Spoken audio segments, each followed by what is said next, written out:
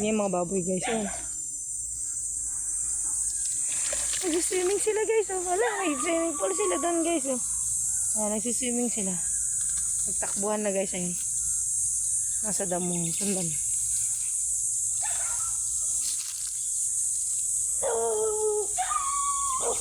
Kikit ng mga baboy guys.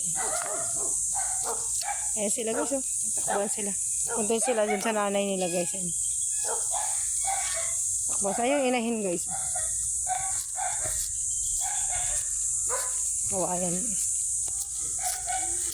Ito yung inahin guys. Ayan guys yung inahin. Ang laki oh. Ang nanay nila. Ayan laki siya guys. Ang laki ng inahin.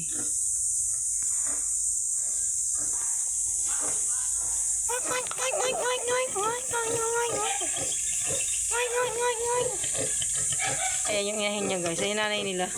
Kasi yung mga anak niya guys ang gikit oh. Ayan, nagtatago sa kawayan guys. Parang daga na malaki. Ayan guys, nagtatago sa ilalim.